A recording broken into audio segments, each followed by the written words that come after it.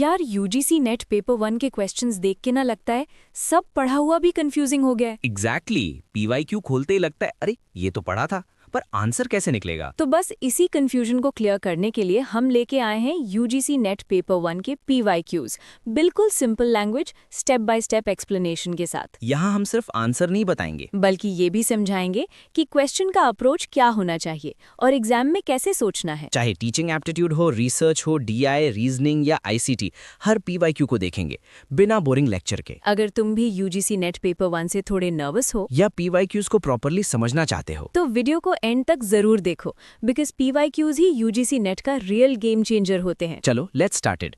Question ध्यान से सुनो। टीचिंग की नेचर और ऑब्जेक्टिव्स को बेस्ट डिस्क्राइब कौन सा सेट करता है।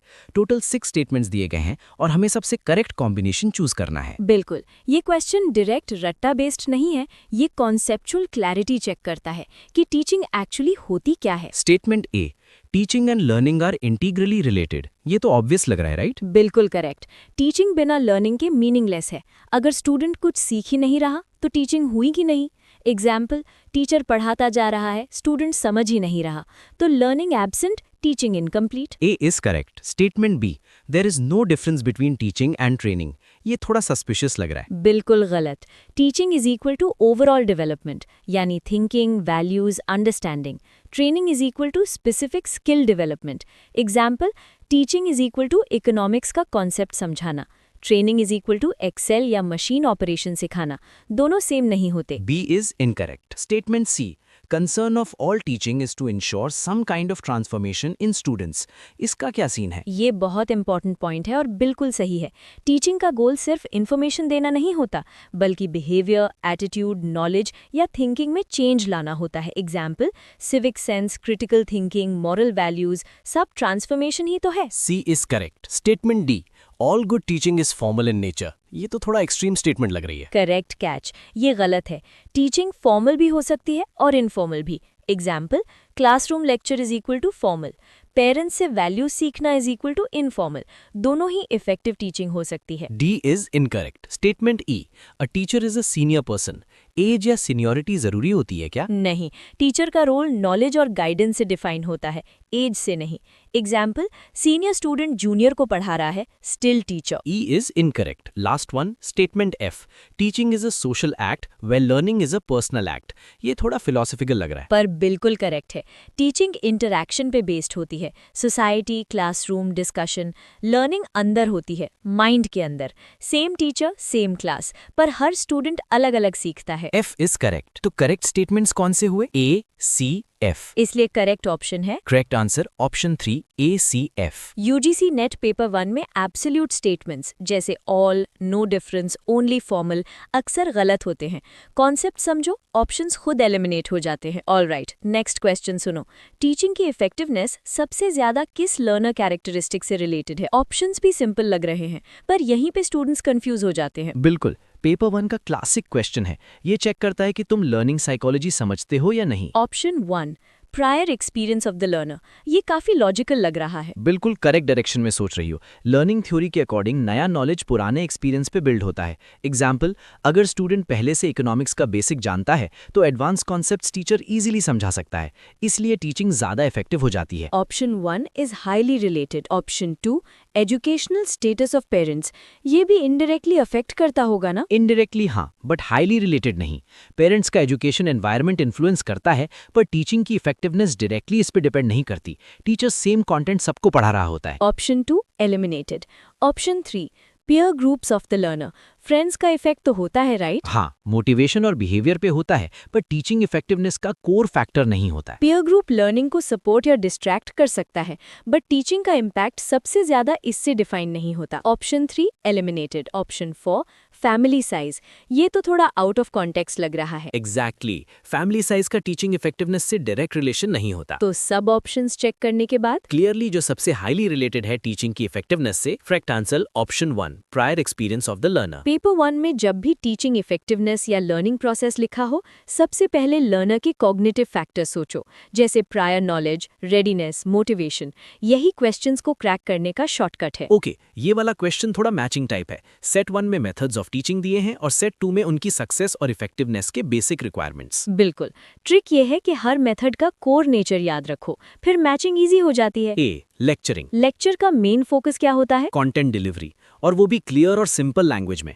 अगर लैंग्वेज ल्यूसिड नहीं होगी, lecture fail. A3 content delivery and lucid language. B discussion in group, group discussion का मतलब सब लोग बस बोलते रहें? नहीं, ग्रुप डिस्कशन इफेक्टिव तब होती है जब एक कॉमन थीम या टॉपिक हो और सब उसी पे इंटरैक्ट करें। B is equal to 5 theme based interaction among participants. C brainstorming. Brainstorming सुनते ही दिमाग में क्या आता है? आइडियाज, आइडियाज और आइडियाज। यहाँ क्वालिटी से ज्यादा क्वांटिटी ऑफ आइडियाज इंपॉर्टेंट होती है। C is equal to 2 production of a large number of ideas. D programmed instructional procedure. Programmed instruction थोड़ा टेक्निकल लगता है, पर कॉन्सेप्ट सिंपल है, कंटेंट को स्मॉल स्टेप्स में देना और हर स्टेप के बाद feedback. D is equal to 1 small step presentation with feedback provided. चलो ये वाला देखो। फाइनल मैचिंग बताओ। तो फाइनल मैचिंग क्या बनी? A is equal to 3, B is equal to 5, C is equal to 2, D is equal to 1। Correct answer. A is equal to 3, B is equal to 5, C is equal to 2, D is equal to 1। Paper 1 में matching questions तब easy हो जाते हैं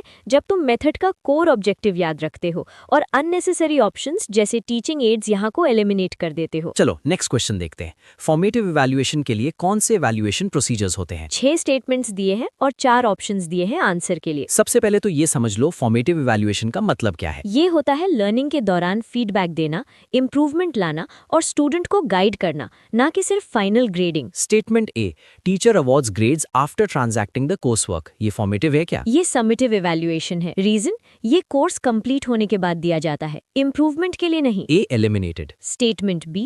During interaction with students in the classroom, the teacher provides corrective feedback. ये सही लग रहा है? बिल्कुल करेक्ट फॉर्मेटिव इवैल्यूएशन है। लर्निंग के दौरान फीडबैक। एग्जाम्पल, स्टूडेंट गलत आंसर देता है, टीचर तुरंत करेक्ट करता है और समझाता है। Be included. Statement C. Teacher gives marks to students on a unit test. ये फॉर्मेटिव है या समेटिव? यहाँ मार्क्स का एम्फेसिस है, फीडबैक मेंशन नहीं, इसलिए इसे इवैल्यूएशन ऑफ लर्निंग माना जाता है, not for learning. C. Rejected. D. Teacher clarifies doubts in the class itself. Learning के बीच डाउट क्लियर। एग्जैक्टली फॉर्मेटिव का मेन काम यही है, स्टूडेंट की मिसअंडरस्टैंडिंग तुरंत डायग्नोज और correct. D. Accepted. E. Performance reported to parents every 3 months. Reporting type लग रहा है। बिल्कुल, ये समेटिव इवैल्यूएशन यानी रिपोर्टिंग इवैल्यूएशन है। फॉर्मेटिव का एम पेरेंट्स को रिपोर्ट देना नहीं होता। E rejected. F. Learners motivation raised through Q&A session. Evaluation का पार्ट कैसे? फॉर्मेटिव इवैल्यूएशन सिर्फ टेस्टिंग नहीं होती, Q&A से टीचर लर्नर का लेवल चेक करता है, रिस्पॉन्स एनालाइज करता है, मोटिवेशन बढ़ाता है, इसलिए ये फॉर्मेटिव फंक्शन परफॉर्म करता है। F accepted. तो करेक्ट फॉर्मेटिव इवैल्यूएशन प्रोसीजर्स का सेट है BDF correct option 4 BDF। Formative evaluation is equal to evaluation for learning, feedback, doubt clarification, motivation during teaching. Summative is equal to evaluation of learning, marks, grades, reporting. Assertion reason question है। Assertion A. All teaching should aim at ensuring learning. Reason R. Learning results from teaching. और हमें correct code choose करना है। इस type के questions में words पे नहीं कॉन्सेप्ट पे फोकस करना होता है, स्पेशली टीचिंग लर्निंग के रिलेशन पे। All teaching should aim at ensuring learning. ये स्टेटमेंट तो काफी रीजनेबल लगती है। बिल्कुल करेक्ट है। टीचिंग का अल्टीमेट ऑब्जेक्टिव ही लर्निंग इंश्योर करना होता है। अगर लर्निंग नहीं हो रही तो टीचिंग सक्सेसफुल नहीं मानी जाएगी। Assertion A is true. Reason R. Learning results from teaching. सुनने में तो लॉजिकल लगता है, पर क्या ये हमेशा ट्रू है? यही नेट का ट्रैप है। लर्निंग सिर्फ टीचिंग से ही नहीं होती। लर्निंग हो सकती है सेल्फ स्टडी से, एक्सपीरियंस से, ऑब्जर्वेशन से, पीयर इंटरैक्शन से। इसलिए कहना कि learning results from teaching universally correct नहीं है। नेट फिलॉसफी के अकॉर्डिंग टीचिंग मे और may not result in learning. Learning can take place even without teaching. इसलिए आर गलत हो जाता है। तो फाइनल कंक्लूजन क्या हुआ? Correct option 3 assertion is true but reason is false. Assertion reason questions में अगर reason always results from necessarily जैसे एब्सोल्यूट वर्ड्स यूज करे तो एक्स्ट्रा अलर्ट हो जाओ। यूजीसी नेट कॉन्सेप्ट्स एब्सोल्यूट नहीं, साइकोलॉजिकल और फ्लेक्सिबल होते हैं। यहाँ 2 सेट्स दिए गए हैं। सेट 1 में रिसर्च के टाइप्स हैं और सेट 2 में उनकी कैरेक्टरिस्टिक्स। हमें करेक्ट मैचिंग करनी है। ट्रिक सिंपल है, हर रिसर्च का मेन पर्पस याद रखो, मैचिंग अपने आप हो जाएगी। A fundamental research. Fundamental research का मेन एम क्या होता है? प्योर थ्योरी बिल्डिंग और एक्सप्लेनेशन डेवलप करना। ये प्रैक्टिकल यूज से पहले का स्टेज होता है। A is equal to 2, developing an effective explanation through theory building. B applied research. Applied research सुनते ही प्रैक्टिकल लगता है। एग्जैक्टली इसमें एग्जिस्टिंग थ्योरी को रियल लाइफ सिचुएशंस में अप्लाई करने की पॉसिबिलिटी एक्सप्लोर होती है। B is equal to 4, exploring the possibility of a theory for use in various situations. C action research. Action research teachers का फेवरेट होता है ना? बिल्कुल, ये इमीडिएट प्रॉब्लम सॉल्व करने के लिए होता है, इंटरवेंशंस यूज करके सिचुएशन इंप्रूव करना। C is equal to 3, improving an existing situation through use of interventions. D evaluative research. evaluative research का फोकस क्या होता है? किसी प्रोग्राम या इंटरवेंशन का इम्पैक्ट मेजर करना, कितना इफेक्टिव था, कितना बेनिफिट मिला। D is equal to 1, finding out the extent of perceived impact of an intervention. Option 5 क्यों नहीं लगा? एनरिचिंग टेक्नोलॉजिकल रिसोर्सेज क्यों नहीं मैच हुआ? बिकॉज ये ज्यादा डेवलपमेंटल या टेक्नोलॉजिकल रिसर्च से रिलेटेड है। इस क्वेश्चन के 4 रिसर्च टाइप्स में डायरेक्टली फिट नहीं होता। Final matching. तो फाइनल करेक्ट मैचिंग क्या हुई? A is equal to 2, B is equal to 4, C is equal to 3, D is equal to 1। Correct answer. A is equal to 2, B is equal to 4, C is equal to 3, D is equal to 1. Fundamental theory बनाता है, applied theory को use करता है, action problem action में कोई तुरंत problem solve करता है, इम्पैक्ट मेजर करता है। क्वेश्चन पूछ रहा है,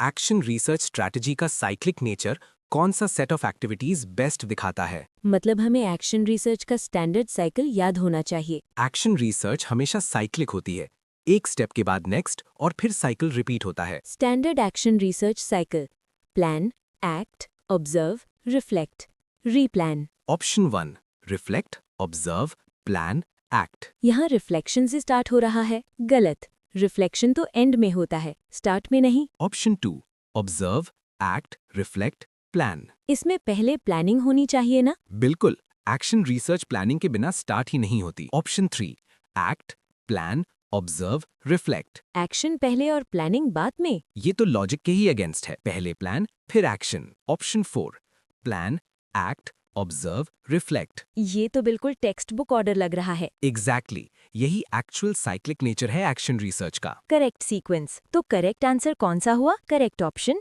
4, plan, act, observe, reflect. PS power याद रखो, plan, act, observe, reflect. Teacher problem देखता है, प्लान बनाता है, अप्लाई करता है, ऑब्जर्व करता है, रिफ्लेक्ट करके इम्प्रूव करता है। क्वेश्चन पूछ रहा है, साइंटिफिक मेथड के सबसे करीब कौन सा सीक्वेंस ऑफ रिसर्च स्टेप्स है? मतलब कौन सा option proper logical order follow करता है? एग्जैक्टली साइंटिफिक मेथड का कोर आइडिया होता है प्रॉब्लम से स्टार्ट, हाइपोथेसिस तक, टेस्टिंग तक, कंक्लूजन तक। साइंटिफिक मेथड का बेसिक फ्रेमवर्क याद रखो। साइंटिफिक मेथड जनरली इस ऑर्डर में चलता है: 1 problem perception, 2 problem definition, 3 hypothesis formulation, 4 deduction of consequences, 5 testing और वेरिफिकेशन, 6 कंक्लूजन। अब ऑप्शंस को एक एक करके चेक करते हैं। ऑप्शन 1, यहाँ पहले सोल्यूशन सजेस्ट हो रहा है, बाद में प्रॉब्लम। बिल्कुल गलत, साइंटिफिक मेथड प्रॉब्लम से स्टार्ट होता है, सोल्यूशन से नहीं। ऑप्शन 2 इसमें पहले प्रॉब्लम सिचुएशन, फिर एक्चुअल प्रॉब्लम, फिर हाइपोथेसिस। एग्जैक्टली इस ऑप्शन में problem perception, problem definition, hypothesis, deduction, testing सब कुछ साइंटिफिक ऑर्डर में है। This is the nearest to scientific method. Option 3 ये ज्यादा सर्वे टाइप लग रहा है। हाँ, यहाँ हाइपोथेसिस का क्लियर मेंशन ही नहीं है और सैम्पलिंग और डेटा पे डायरेक्ट जंप है। ऑप्शन 4 कॉजल फैक्टर्स पहले, प्रॉब्लम बाद में। ये लॉजिकल फ्लो तोड़ देता है, प्रॉब्लम डिफाइन किए बिना कॉजेज आइडेंटिफाई नहीं किए जा सकते। Final answer. तो साइंटिफिक मेथड के सबसे नियरेस्ट कौन सा है? Correct answer option 2। UGC net में जब भी साइंटिफिक मेथड आए, प्रॉब्लम, हाइपोथेसिस, टेस्टिंग, इस ऑर्डर के अगेंस्ट जो भी ऑप्शन हो सीधा एलिमिनेट कर दो। क्वेश्चन है, रिसर्च एथिक्स का कंसर्न रिसर्च एक्टिविटीज के कौन से एस्पेक्ट से होता है? 4 स्टेटमेंट्स दिए गए हैं। सबसे पहले एक बात क्लियर कर लेते हैं। Research ethics equals honesty, integrity, fairness, transparency in research. 1 following the prescribed format of thesis. Format follow करना एथिक्स है? नहीं, ये एकेडमिक राइटिंग या यूनिवर्सिटी गाइडलाइन का इशू है, एथिक्स का नहीं। 2 data analysis through qualitative and quantitative techniques. Analysis methods ethics के अंदर आते हैं? नहीं, ये मेथडोलॉजिकल डिसीजन है। एथिक्स ये देखता है कि डेटा मैनिपुलेट तो नहीं किया, टेक्निक का चॉइस नहीं। 3 defining the population of research. Population define करना रिसर्च डिजाइन का पार्ट है, एथिक्स का नहीं। 4 एविडेंस बेस्ड रिसर्च रिपोर्टिंग। ये तो एथिक्स जैसा लग रहा है। बिल्कुल, रिसर्च एथिक्स का कोर पॉइंट यही है, जैसा डेटा मिला वैसा ही रिपोर्ट करो। फैब्रिकेशन, फॉल्सिफिकेशन, प्लेजरिज्म से बचो। ऑनेस्ट और एविडेंस बेस्ड रिपोर्टिंग करो। This is directly related to research ethics. Final answer. तो एथिक्स किस एस्पेक्ट से कंसर्न है? Correct answer fourth, evidence based research reporting. Ethics does not equal format या method या design. Ethics equals honesty, integrity, transparency. अगर option में honesty, evidence, plagiarism या fabrication जैसा कुछ हो, वही एथिक्स का आंसर होता है। क्वेश्चन पूछ रहा है कौन सी एक्टिविटी का पोटेंशियल क्रिएटिव और क्रिटिकल थिंकिंग को नर्चर करने में सबसे ज्यादा होता है। ऑप्शंस भी एकेडमिक एक्टिविटीज से रिलेटेड हैं। यहाँ कीवर्ड है रिलेटिवली ग्रेटर पोटेंशियल, मतलब कंपैरिजन करना है। Option wise deep analysis. 1. Preparing a research summary. Research summary लिखना क्रिएटिव है? ज्यादा नहीं, ये मेनली कॉम्प्रिहेंशन और कंडेंसेशन स्किल टेस्ट करता है, ना कि नया सोचना या क्रिटिकली क्वेश्चन करना। 2. Presenting a seminar paper. Seminar presentation में थिंकिंग होती है ना? होती है, बट लिमिटेड। ज्यादा फोकस कम्युनिकेशन और प्रेजेंटेशन स्किल्स पे होता है। क्रिएटिव क्रिटिकल थिंकिंग कंपैरेटिवली कम इन्वॉल्व होती है। 3. Participation in research conference. Conference में काफी एक्सपोजर होता है। बिल्कुल, कॉन्फ्रेंस पार्टिसिपेशन में नए आइडियाज सुनते हो, अपना रिसर्च डिफेंड करते हो, क्वेश्चंस फेस करते हो, पर्सपेक्टिव्स चैलेंज होते हैं। ये सब क्रिटिकल प्लस क्रिएटिव थिंकिंग को मैक्सिमम लेवल पे स्टिमुलेट करता है। Highest potential. 4. Participation in workshop. Workshop practical होता है, सो क्रिएटिव। स्किल ओरिएंटेड होता है, लर्निंग ज्यादा गाइडेड होती है, क्रिटिकल क्वेश्चनिंग का स्कोप लिमिटेड होता है। Final answer. तो करेक्ट आंसर कौन सा हुआ? Correct answer option 3, participation in a research conference. जब भी क्वेश्चन में हो creative plus critical thinking, higher order thinking, तो सोचो where ideas are challenged, defended and debated. Conference equals best answer. This is part 1। मिलते हैं नेक्स्ट पार्ट में। Till then take care.